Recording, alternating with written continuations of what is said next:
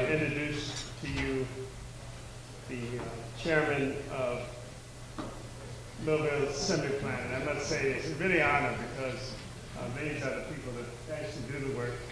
And this, as I stated earlier, the Louisville Assembly Plan is a plan that hired more people at one time than any time before in history.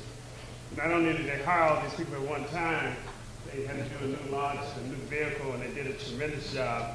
So it gives me great pleasure to introduce to you Steve Sohn, who's the chairperson of Livonia, and I'm sorry, of Louisville. He has 39 years with the company and has held several positions within the union. He has been elected 3 times as chairman of Louisville Assembly Plant and has negotiated numerous amount of agreements. I must say that in the last 2 years I had the pleasure of working with him. I must say he's not only the senior member of the president chairs of the court system, but he's also one of the most knowledgeable persons that I know. I know it's oftentimes that I pick up the phone when we have problems in other plants to give him a call to see how he feels about it. He has a bachelor's degree, and he also has a degree in labor relations from the University of Louisville Business School. So it's my great pleasure to introduce you to one of the presenters today, Steve Sohn.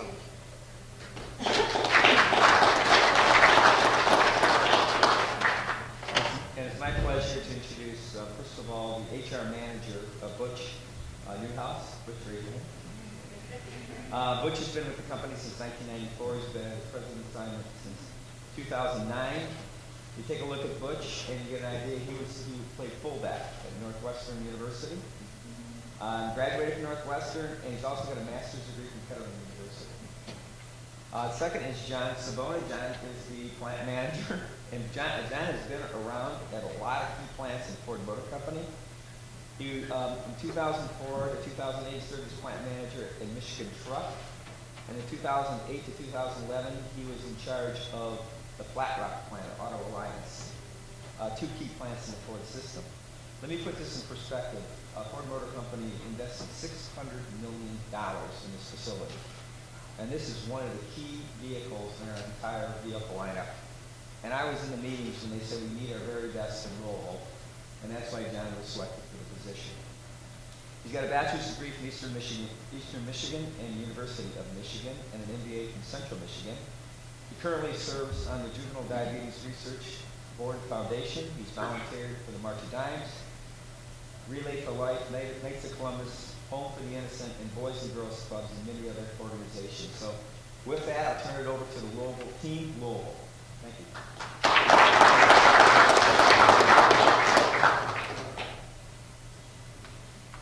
Well, thank you, first of all, for allowing us to come speak to you here at the Fair Conference this year. We're going to give you a little bit of our history in Louisville and the state of Kentucky, talk a little bit about what we've gone through in the near term, and then talk a little bit about the future. So I'm going to ask Steve to open up the presentation. Ford first came to Louisville in 1913. It was downtown Louisville, what's downtown Louisville now. Employed 17 people and built 12 Model Ts a day. At 1916 through 1954, they had a building over on actually what is the U of L campus right now. That employed about 600 people, and it was a 3-story building. They would start at the top and gradually bring the units from the body shop to paint to the chassis on down, similar to what Dearborn Truck was years ago. But that's part of the University of Louisville right now. We had classes in there during the after they shut it down. That's one of the places I went to school, and now it's lost for the University of Louisville.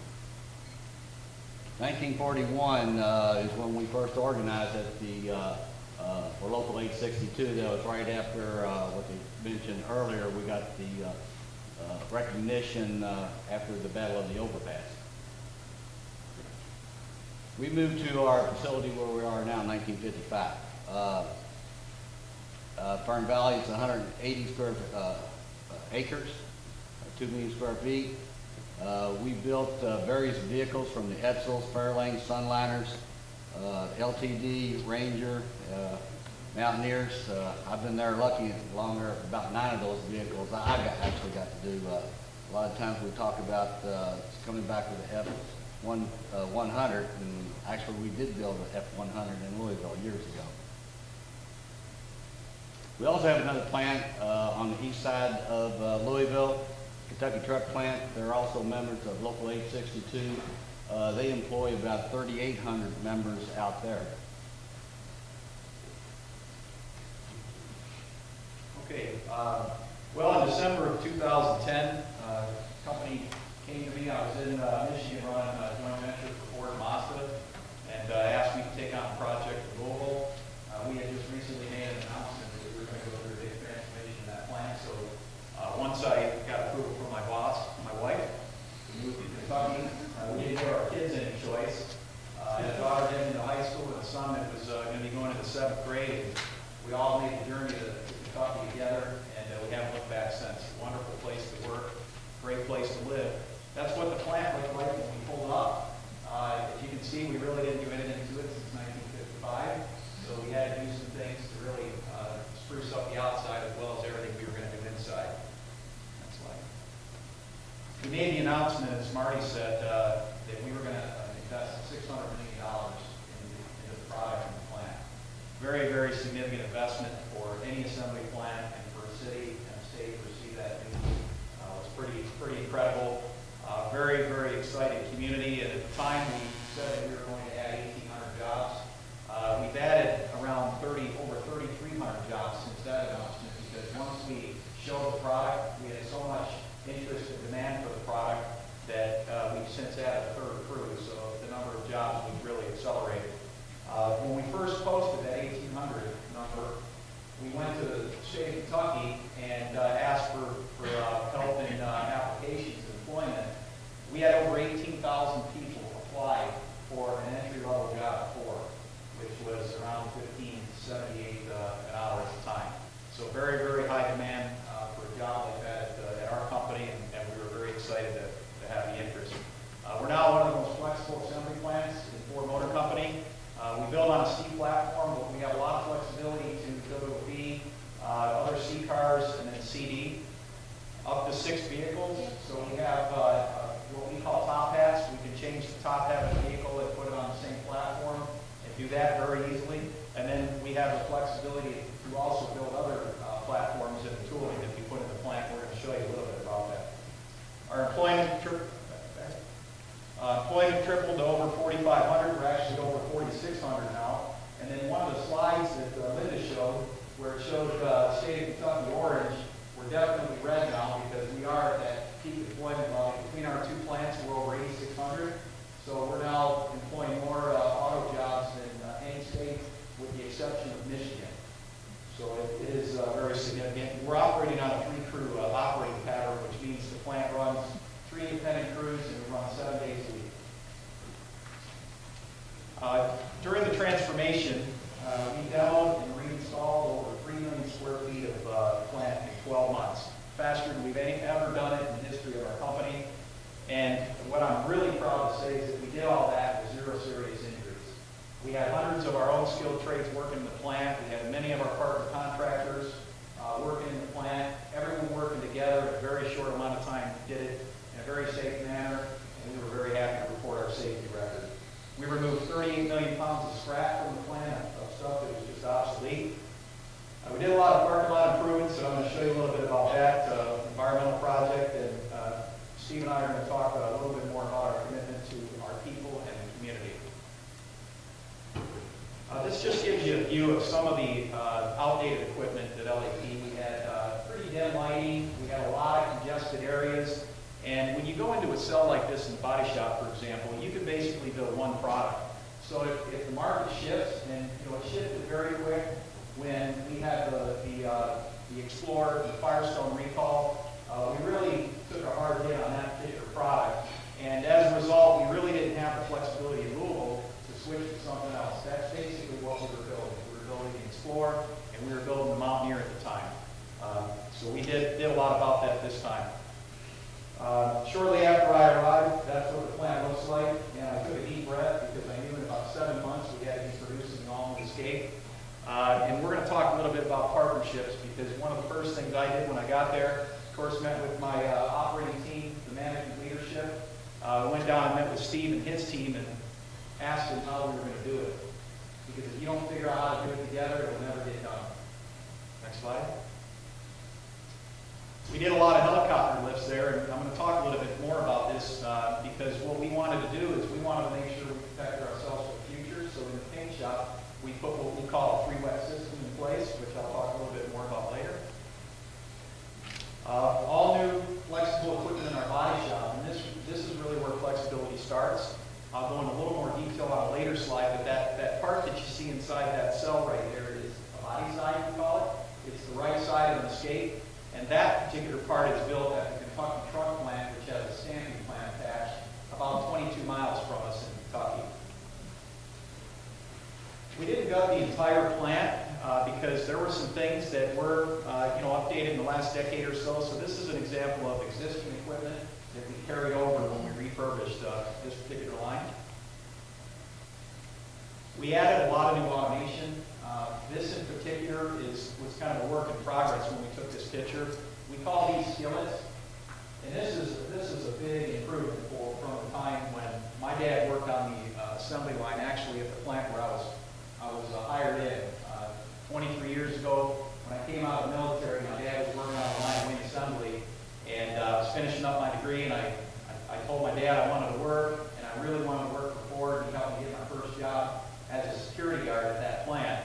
And at that plant, we were really building vehicles pretty standard. We had air tools on jobs. We didn't really do a lot for ergonomics. And what we've done since then is we've put this type of system in. And that thing you see on the center of that wood pallet is like an accordion. So when a vehicle's on that moves up and down depending on where the employee is going to work on the vehicle. So if they're going to work on the side of the vehicle, underneath the vehicle, it adjusts as it moves into the operator station. It adjusts automatically knowing what content we're going to put on the vehicle. If they're going to work inside, it comes down to a different height. So it's very ergonomically friendly, much easier, and the pallet moves while the people are standing on it instead of having to walk sideways or backwards with the vehicle, which is a big change. We did a lot of our own work in-house. Instrument panel line, this was all installed by our plant steel trades, and I'm going to elaborate on that a little bit later as well. Okay, and that's a view of the front of our plant now as it stands today.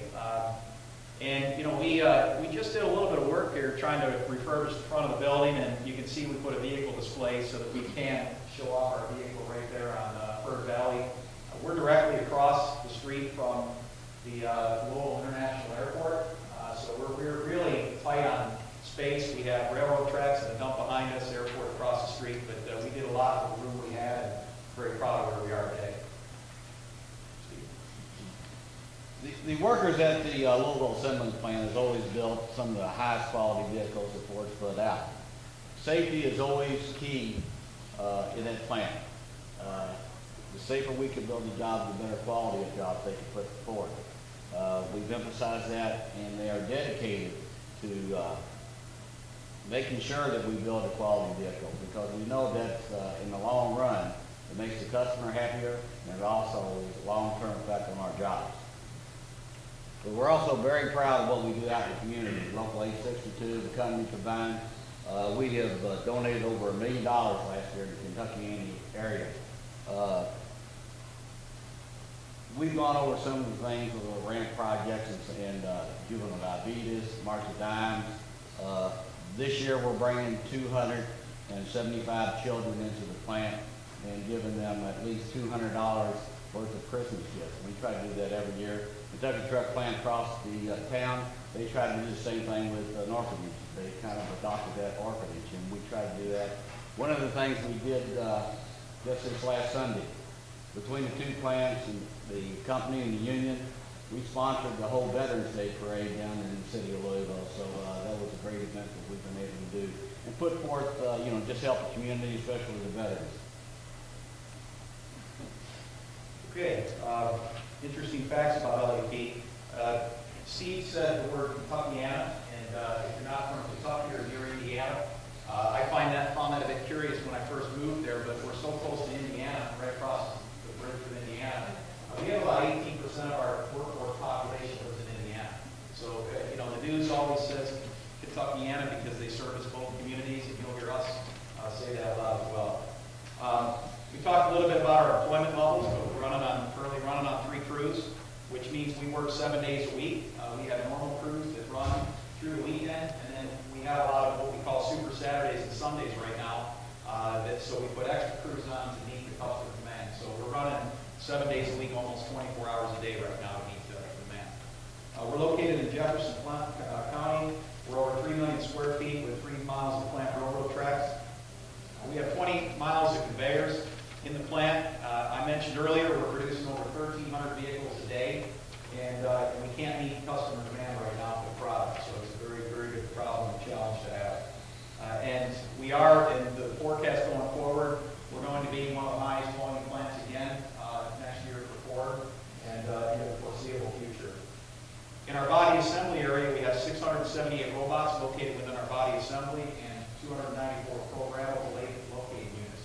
And this is a really important part of our strategy, not only in this plant, but all of our assembly plants across Ford. We're making sure that we put the flexibility in so we can change with customer preferences if that's what's needed. Marty and Jimmy talked about Michigan Assembly. We put electric vehicles, we put hybrid electric, all kinds of choices for the customer in high volume mainstream plants. And we did that so that if the gas prices go up or down, we can just adjust production right on the spot to meet customer demand.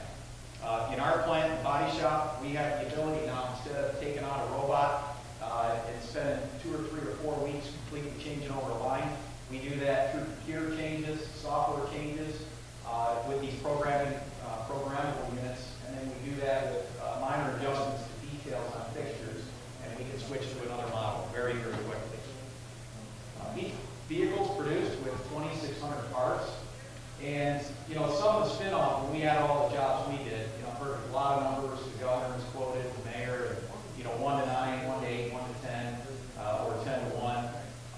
We have a lot of suppliers that are located very close to us in Indiana, in Kentucky, in Tennessee.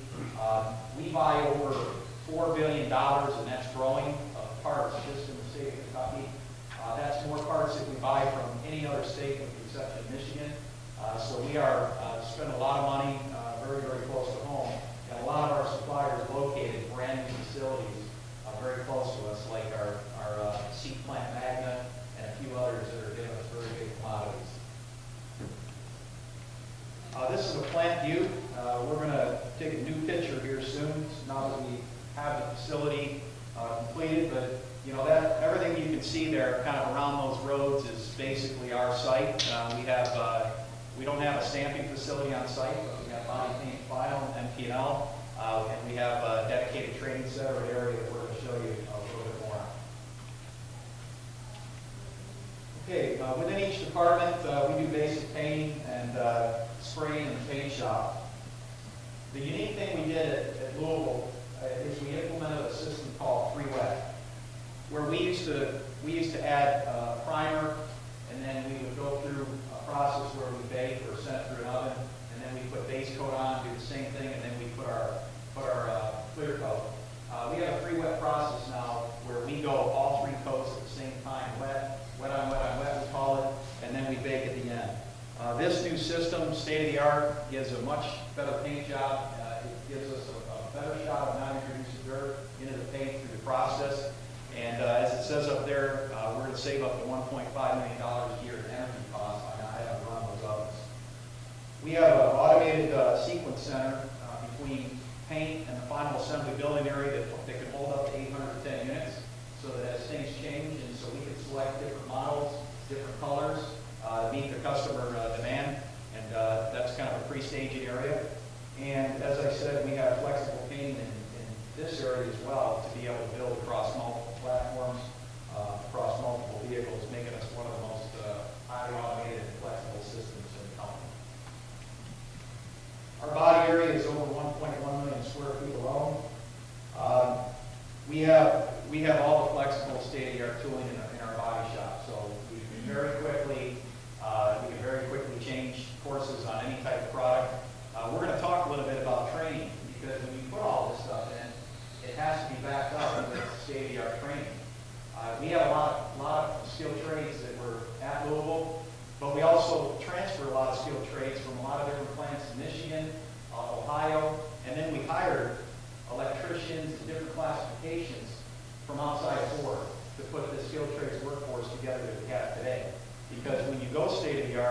you know, the skilled trades are really the heart and soul of keeping an assembly plant running. We have a very, very tight maintenance window to get that work done.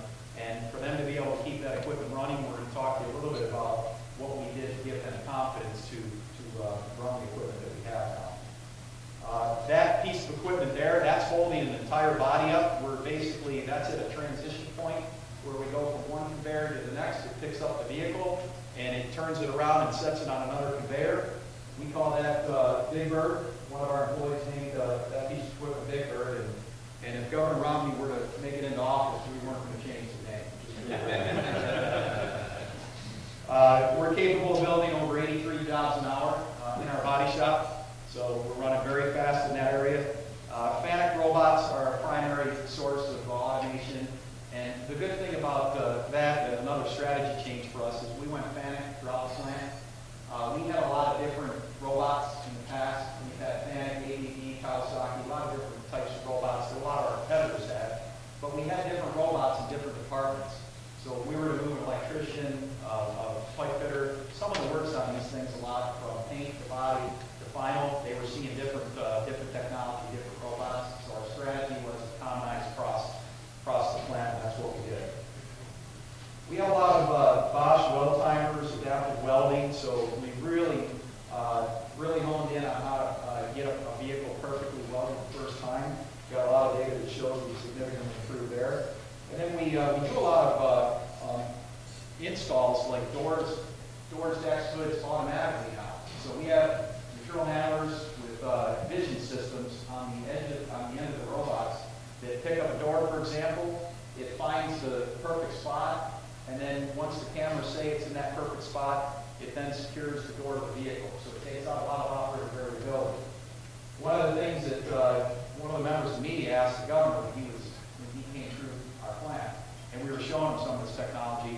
One of the reporters asked, "Well, what do you think about robots eliminating jobs, Mr. Governor?" And he said, "You know, we have an option. You know, we can either keep up with technology or we can get left behind." And the reality of some of these jobs that robots have taken are jobs that are very, very difficult for people. And we've got another system we put in final that was historically very, very hard on people, their bodies, very difficult to do without damaging parts. And the reality is, because we're putting a lot more content in our vehicle, and because we're building that faster line rate, we've added a significant number of jobs, even with all that automation helping us inside the plant. Okay. Our final area, we installed the first automated IP, which is an instrument panel cell in North America.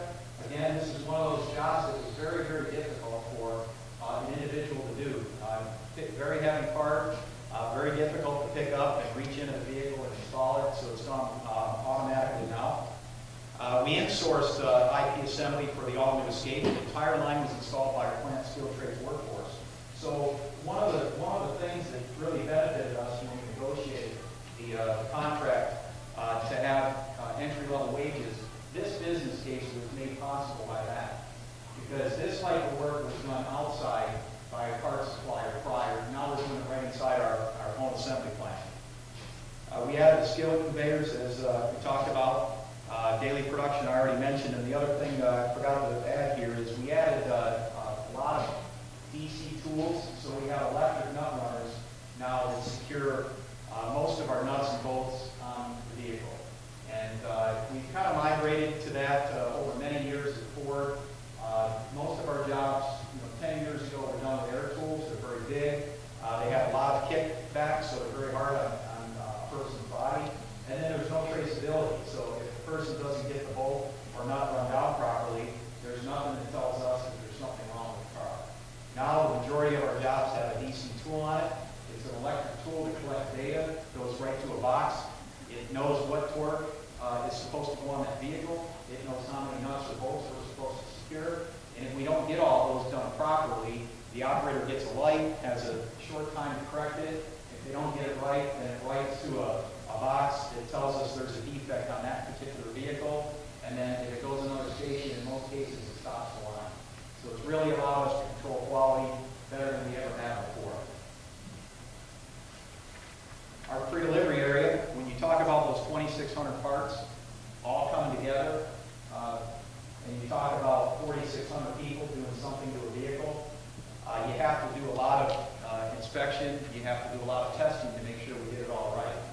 And we do a lot of that. We do a lot of that on every vehicle. We send every vehicle through a dyno and electric test. We send every vehicle through a battery of inspections. We send every vehicle through a water test inspection, which is some of the stuff we have up here. We have a rough road or a sweep and rattle track that every vehicle goes down. And we have trained inspectors that will tell us if they found something in the vehicle.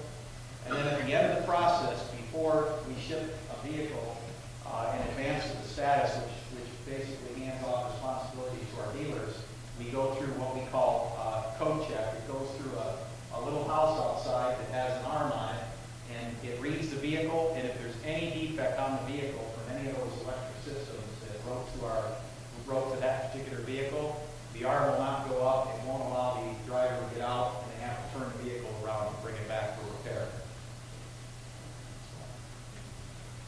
Talk a little bit about some of the environmental improvements. Might be hard to see, but in this picture, this is just one section of a paved drainage system. It's permeated articulating block and mat paving system we put in. This is a green infrastructure project we took on with our partners in the Metropolitan Sewer District, the city of Louisville. There's no grout or mortar or gravel chips, no curing time, no rolling, and extensive cutting. So it's a low profile drain tile. And we added these shallow pits filled with gravel and then put this on top. And the idea is that we're self-contained. So all the stormwater drains right on our property and eventually permeates into the soil up to an inch of rain at any given time. We did over 855,000 square feet of this. And so basically this prevents the city from having to build retention basins and having to collect the water, clean the water. Very good project we're proud of on our site. You know, as John alluded to, one of the biggest things that we had to do was train the operators with all the new technology. We also had 3 different types of folks. We had the folks that were at Louisville, the transfers in. We had people transfer from 41 different Ford facilities. A little closer in the mic. And also the new hires. So we took 4,500 folks through 40 hours of training, which included safety, quality, diversity, problem solving, simulated factory, which we'll go into, Ford production system, HR, and benefits. There's 2 types of training we did specifically that were taken from our dealerships. One was electrical training. We have 18 electrical techs, 6 on a crew, basically, and they went through the same training that they do at the dealerships to trace and validate and look at electrical issues within a vehicle. We also did paint repair. Even though you won't see that on the slide, the same as they do in the dealerships. Simulated factory. This is one that John actually originally came up with the idea. They did it in St. Louis with 1 test stand.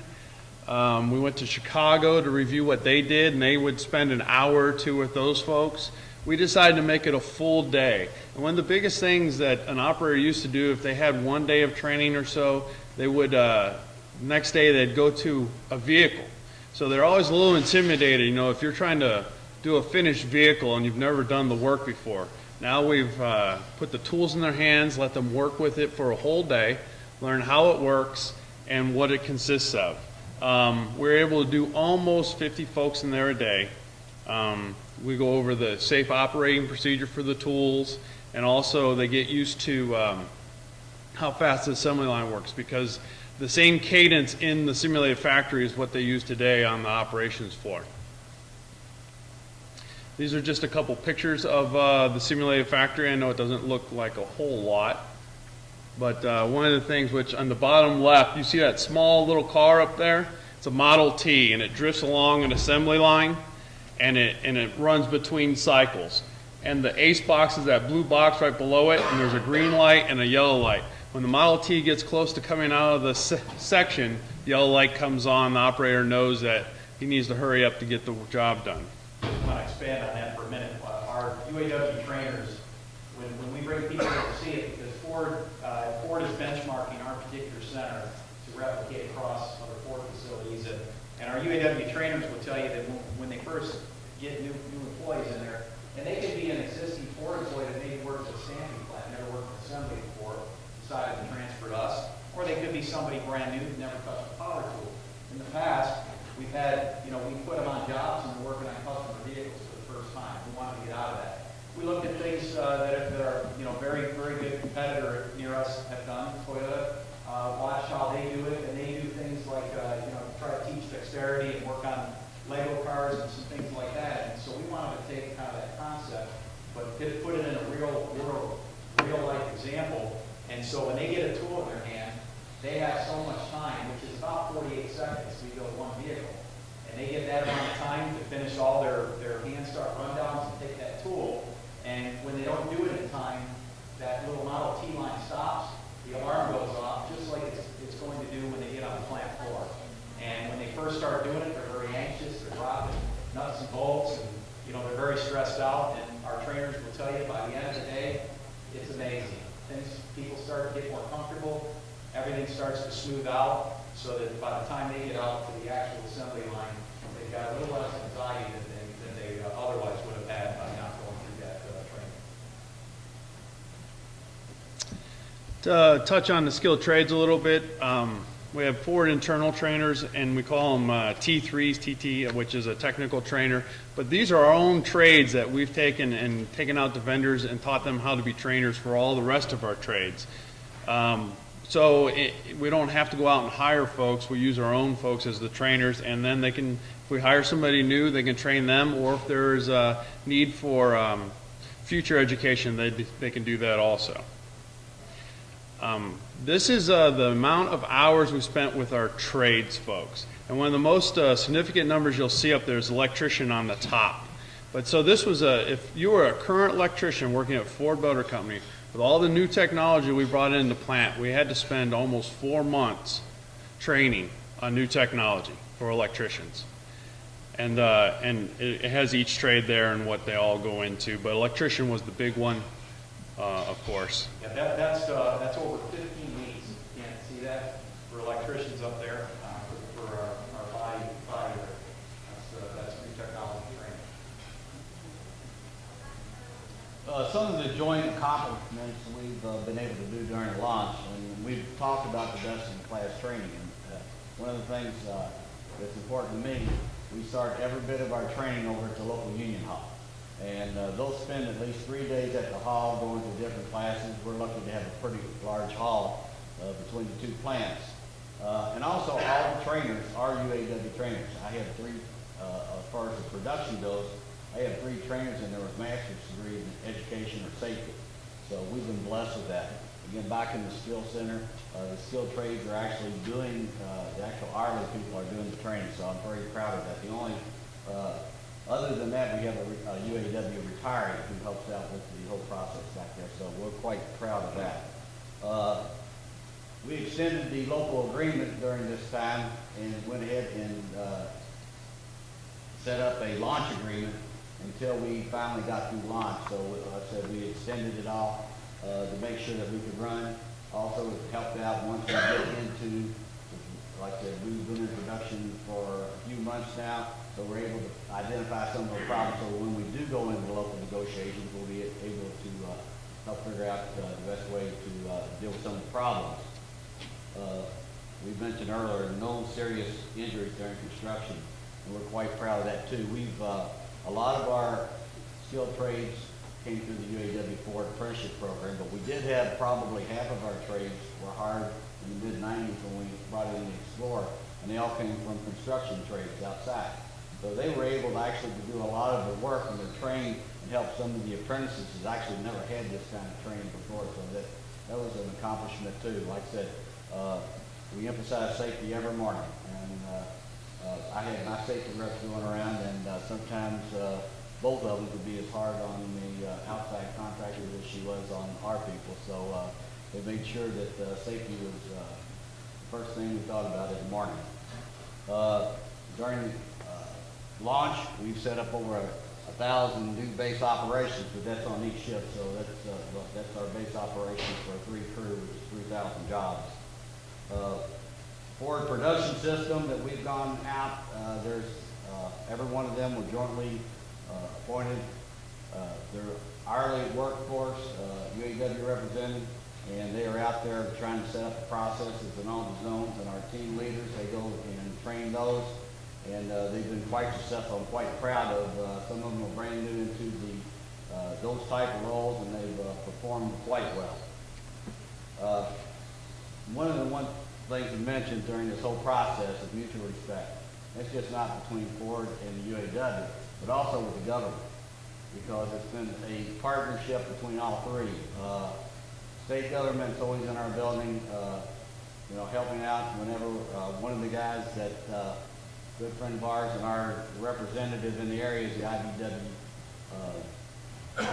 electrician down the street. He's Senate Pro Tem. He's the one that started the money and trade for the plants to the government, state government. So the city of Mayor Louisville, he is a friend. He's always with us. That's why he helps out with the different projects that we've got going on. The governor's always been very supportive, and our congressman, Super John Yarmouth, he is always there to help us too in Congress. So, like I said, it's the mutual respect between all three parties.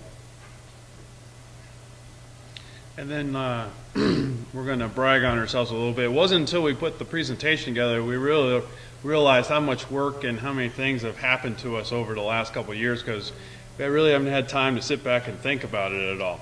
In 2011, Business First named us the very large business of the year. I know that's not the greatest title I've ever heard in my life, but it's Business First Award. In 2011, President's Health and Safety Award, and we talked about that, 0 injuries.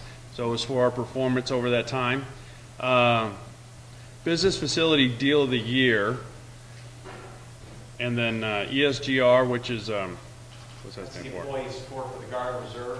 And one of the awards we didn't add up there, we went to the honor of going to the Pentagon to accept an award for our support of the Guard Reserve.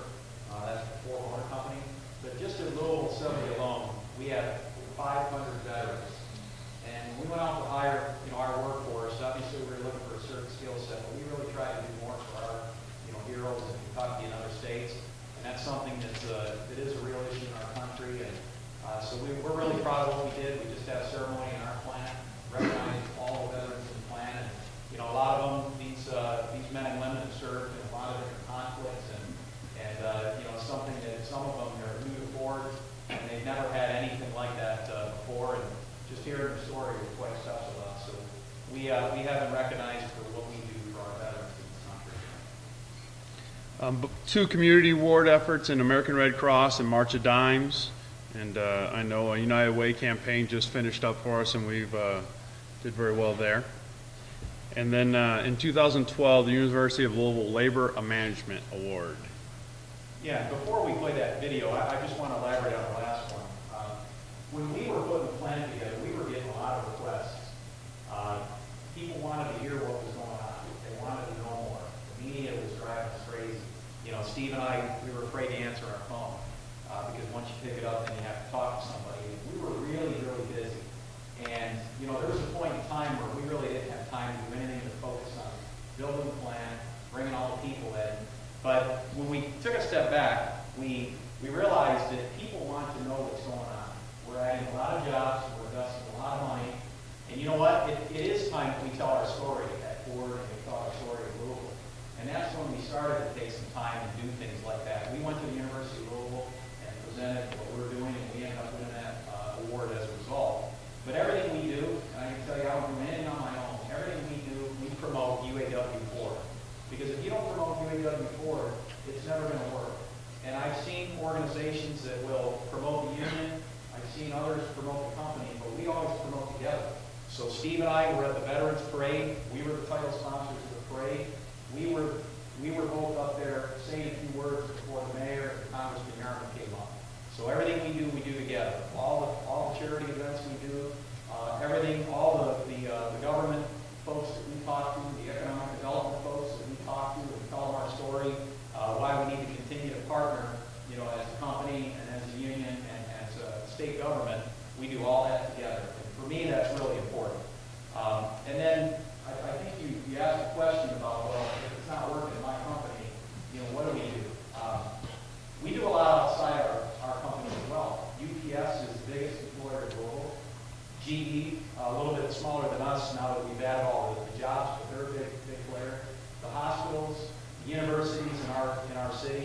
we spend a lot of time together. Like our human resource managers, our UAW members, we spend a lot of time together as well, collaborating on what the challenges are in our own city that kind of go across all of our industries.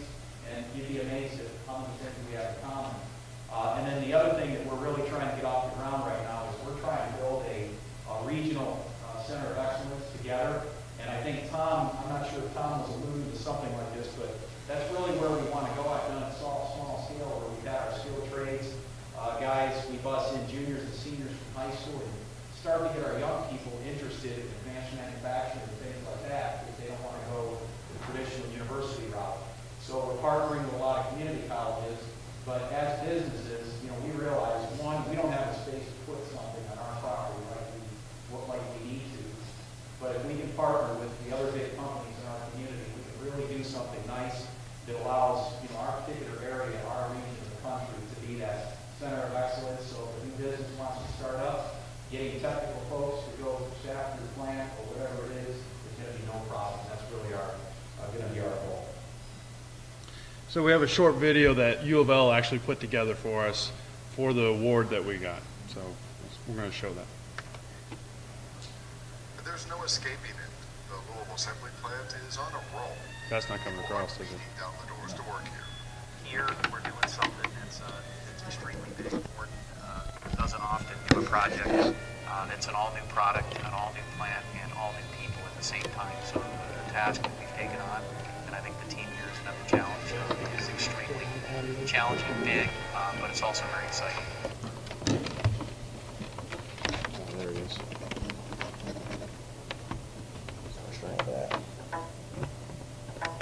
Anyone you talk to out there, they're really excited to get going. They're very anxious to get to full production and see this vehicle out there on the road.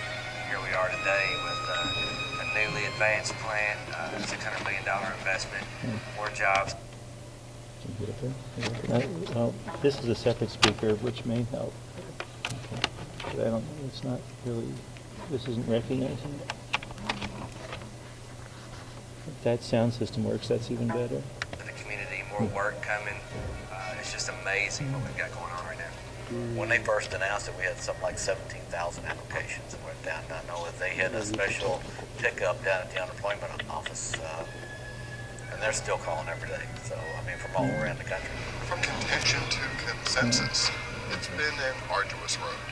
But labor and management here have forged an innovative way to align their goals and build Ford has ever produced.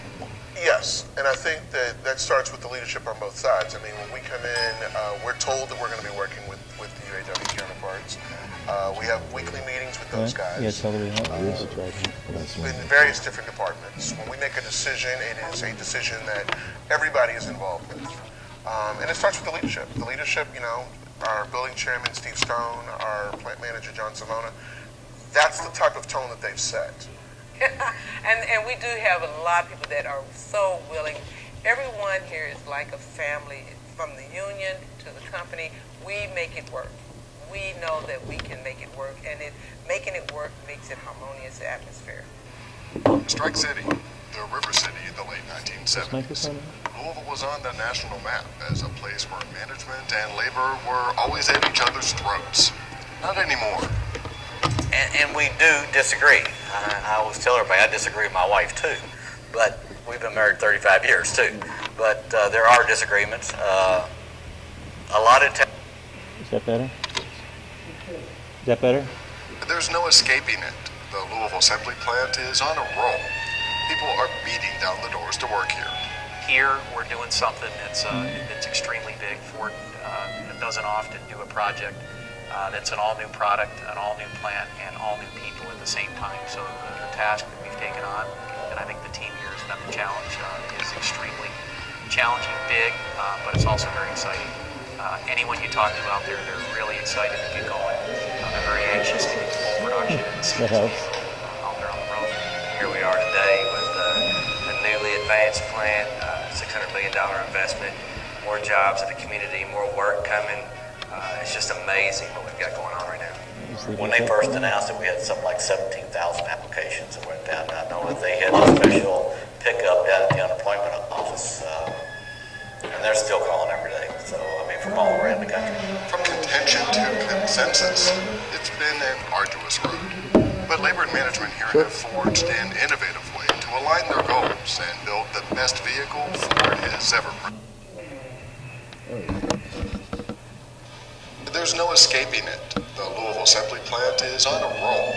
People are beating down the doors to work here.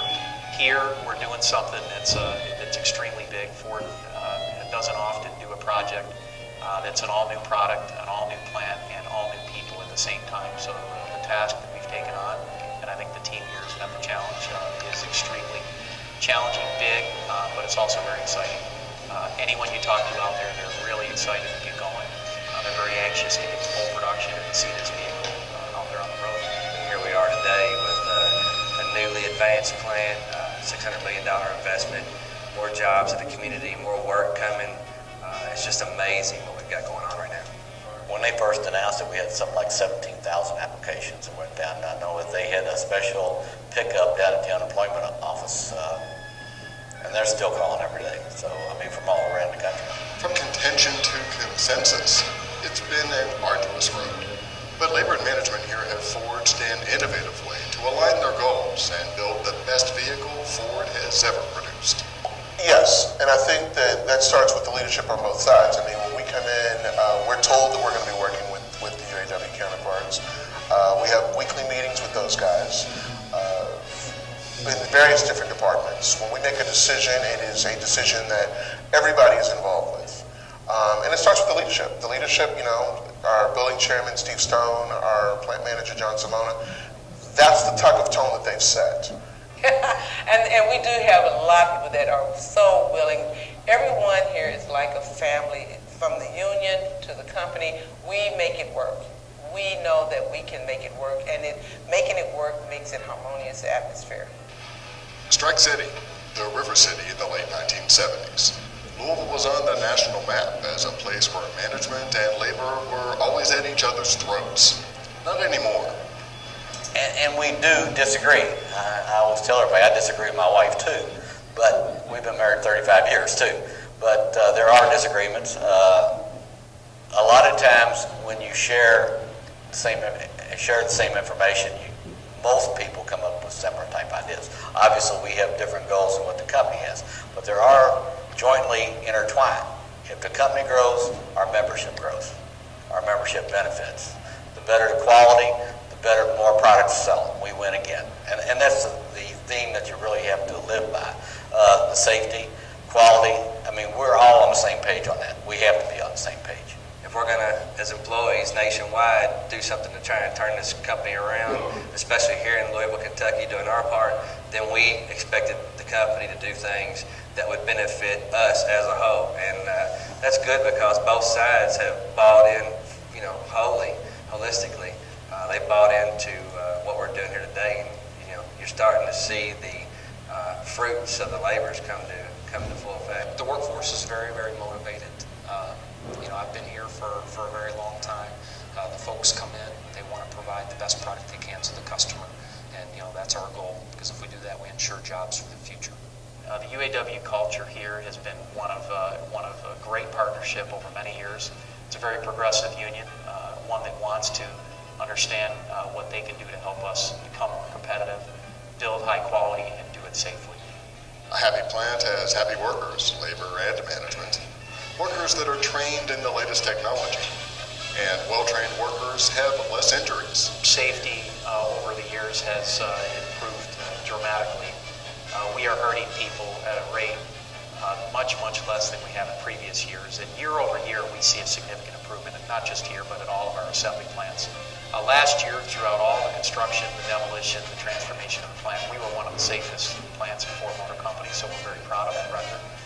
We take training very serious. We have a simulated factory we built, very unique. It's one of a kind in Ford. So we didn't just look at training and say we're going to do the minimum here in Louisville. We're going to take training to a new level because preparing our workforce for this new vehicle was really important to us. Absolutely a must right now, because you have people, we've been down for almost 18 months, and a lot of people have, you know, put those skills behind them as far as what they did before, and plus with the new vehicle coming in, the dynamics in the vehicle has changed, so you have different operations that are coming into the plant. So there are a lot of challenges as far as training and putting into perspective what you will need to do for this new vehicle. A work cell environment where we can run 56 to 60 people effectively through the training at one time. So They make more than the new Escape here. Employees at Louisville Assembly Plant donate many thousands of dollars and hours to causes great and small in the larger community. If it's a worthy charity, the LAP is there in force. For instance, like golf scrambles and our charity events. When we say that LAP Louisville Assembly Plant is there, or Local 862, everybody's there. We participate, we win awards as a group, we accept awards as a group. Everything that we do, there's members of both organizations that are represented, whether it's Adopt a Child, Black Achievers, or Derby events, any of those things. We have a strong presence and we're unified there. So it helps to be unified outside of work, and it makes it easier when you're at work. The morale on the floor is a direct reflection of the product that we build. You got a happy employee or an employee that's content with what's going on. They're being taken care of. They're being paid. They're being represented by the UAW. They have a voice in the workplace. They put out a quality product, and that's one thing that you will see even at the Kentucky Truck Plant, and as the Louisville Assembly Plant comes back online. Even the Kentucky Truck Plant numbers over the years with quality and safety have gotten, they've just grown incrementally. They've grown in proportions you wouldn't really expect. First of all, we used to send a lot of leadership down here to Louisville over many years. I came here twice when I was at other plants. And we used to come here because the plant operated with a cooperation and a continuous improvement mindset. How they supported the teams of people that were building the vehicle was very unique. And so a lot of us that were leading other organizations would come down to see what the Louisville team was doing.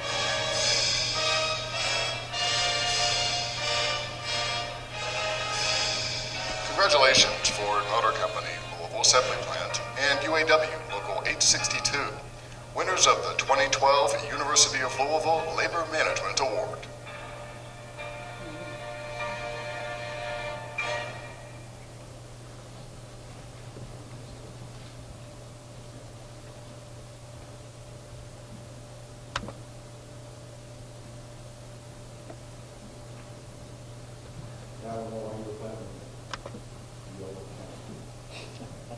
Thanks for your patience.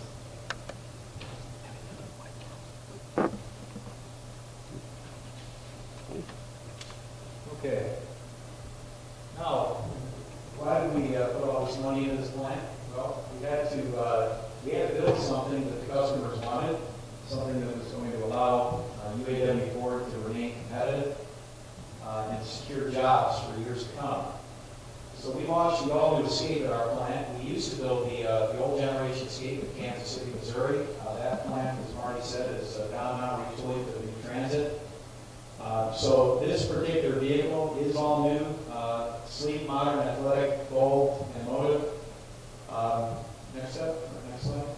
We have two new EcoBoost engines in this particular product. We have one option of a direct injection basic gas engine, but we have the two new EcoBoost engines. And this was really our strategy from the beginning, was to be able to build an engine that was fuel efficient, fun to drive, gave you the power that you were looking for, and now we're on Main Street across all our product lines. We have a 1.6 liter EcoBoost, and we have a 2 liter EcoBoost engine. The 1.6 liter EcoBoost gets over 33 miles per gallon. Over 85% of our vehicle is recyclable. We have 11 new class exclusive features highlighted by our hands-free liftgate on the vehicle. So if you have your key fob in your purse or your pocket, you can walk up to the back of the vehicle, and as the individual in the picture is doing there with the cooler in his hand, you kick under the vehicle, and the liftgate will beep and then open, and then you can close it the same way so you don't have to put your groceries or your shopping bags out. When you look at this vehicle compared to the outgoing Escape, it's not as boxy. Some people don't think it looks as rugged, so they say that for being less tough. But we have the equivalent towing capacity when you get the 2 liter engine, 3,500 pounds. So we still have the flexibility and utility. we have improved cargo volume, and we have an all-new intelligent four-wheel drive system on the vehicle. Best-in-class driving dynamics, because this is not built on a truck frame like the old Escape was. We get much better fuel economy, we get a much wider, much smoother ride in this particular vehicle. We build vehicles not only for the North American market. We are the only producer of the Escape here in North America now. But we keep about 80% of them here in North America. We export about 15% to Canada, and we go about 2.5% to Mexico. We go to Sub-Saharan Africa. We go to the Caribbean. We go to the Middle East with our vehicles produced right in Kentucky. We're launching a couple other plants, one in Europe and one in Asia Pacific, that's going to build a vehicle off the same platform. It looks very much the same, but we call it a CUBID in other parts of the world. And this is where we get our economies of scale that Marty and Jim mentioned that really allows us to be more competitive going into the future. Right now, I said we're on 7 days a week. The dealers call us all the time. They want more vehicles. We're the fastest turning vehicle in Ford's lineup right now, so we're very happy about that.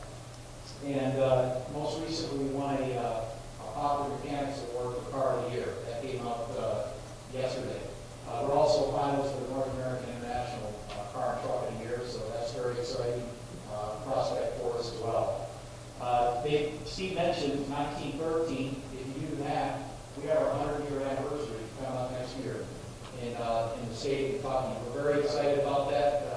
A lot of companies aren't around that long, and what we intend to do is celebrate what we've done as a team together. And that's our plan for next year. We want our employees to know that we appreciate what they do day in and day out. And with that, I'll open it up for questions that you have for any of us. And if you want to answer from one of us individually, just let us know. I'm considering building plants abroad to be more competitive in the world and girls. By building those plants over there, will you lower your production over here once you might export, or is that still a rise here in America? We are building plants in other regions of the world. Most specifically, we've very publicly stated that we're growing significantly in Asia Pacific as a company right now. But our volume projections are still on the rise here. And our plan in particular, we're showing volumes on the rise in 13, and then we go out to about 14, and then from there it's pretty much a guess. But no, we're not losing or taking volume out of North America by building plants in those other regions of the world. We're seeing our volumes grow. We're seeing our market share grow right now. And then what I mentioned is that we're building the only vehicle we're building that has us going 7 days a week is the new Escape, but we're preparing for other vehicles. Different top hats at our plant that we haven't announced yet. We have that capability, flexibility, and we're prepared to put more volume in our plant. Yes, sir. I'm curious to know, John, how you solve your recruiting problem with competition for labor perhaps in that community and the fact you moved up so significantly in such a short period of time. That's a great question. It's when you see 10%, 11% unemployment rate in the state of Kentucky and pretty consistent around the country, you would think that going to get jobs for people at Ford would be an easy thing to do. Well, it's not so easy. We do have a standard at Ford to hire hourly and salaried employees. We were looking for specific individuals, but we also had a very rigorous testing process that we take employees to once we accept their applications. We were also competing with some of the other employers in town. GE's expanding right now. We've got UPS growing, and some of the smaller startup companies around Louisville were growing and competing for the same people that we were. So some of the staff came from other Ford plants. When we opened it up, the UAW Ford had an agreement to allow employees to transfer from other Ford locations to Louisville, so that we were bringing on a mix of experience and new employees. And a lot of people wanted to work at our plant. A lot of people have heard over the years what it's like to work at Louisville Assembly and live in the city of Louisville, so we had a great response from that. And then once we went out to hire people from the outside, we had a lot of people that were leaving other companies to come work for us. A lot of people were starting to hear the Ford story and wanted to come work at Ford. In fact, there was a point in time where I had to tell Butch, the stopped hiring from one of our suppliers because we were a really important supplier to us right in town. We were taking all of their critical resources. And, you know, pretty soon, if they don't build parts for us, we don't build for the state. So it was, you know, kind of that balance of competing priorities. And it certainly hasn't been easy as we've come kind of down the stretch. We're still hiring some salary folks. You know, we went from, I don't know, about 65 when I arrived at the plant. We're at 200 now. And, you know, to go find those people, we had a lot of people that came from the bigger employees and from other automakers that are our competitors that came over to Ford. Thank you. I just want to mention that the unemployment office took 17,000 applications for us. Yep, and one of the things, again, to try to ease that burden on us and other employers in town is really that model of training and what that looks like going forward as we try to put programs together in conjunction with community colleges and this regional training center that we envision. That is really, it's there to try to bridge that gap of talent that we may have when we try to expand and we try to add new technology and things like that. Who does most of your stamping? Our stamping, a significant portion of our stamping comes from a Kentucky stamping plant, which is it's eastern Jefferson County. They build all the Super Duty trucks, Expedition Navigator. They stamp our body sides, so the side of the vehicle. They also make our roof, and they make our hood. Our lift gate and our fenders come from Chicago stamping. So basically the whole shell of the body comes from somewhere in North America really close to us. And then we have a significant supplier that builds a lot of the smaller components that you may not see on the vehicle, but it's really critical to us. It comes from Martin Rhea Heavy Stamping. They're a supplier that basically completely renovated the plant about 15, 20 minutes from us and hired an all-new workforce of about 450 to supply us parts.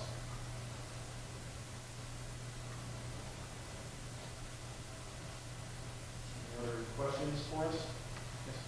Can you say something about the relationship of the teams and team leaders to the crews? Crews seem like they're kind of new, but teams and team leaders have been there before. Yeah, our crews, we used to call them shifts. We had a day shift and a night shift. Now we have what we call crews. So we have an A, B, and a C crew. And we have a crew that works Monday through Thursday day shift. We have a crew that works Tuesday through Friday nights. We have a crew that works Friday, Saturday days, Sunday, Monday nights. Keep up with that. You're doing better than some of our employees. But we're running around the clock. It's a very, very fast environment. But the team concept in the plant really hasn't changed. The only thing that's really changed is that we brought a lot of new people in. People from all over the Ford system and people that have never been part of an assembly experience before and never worked for Ford.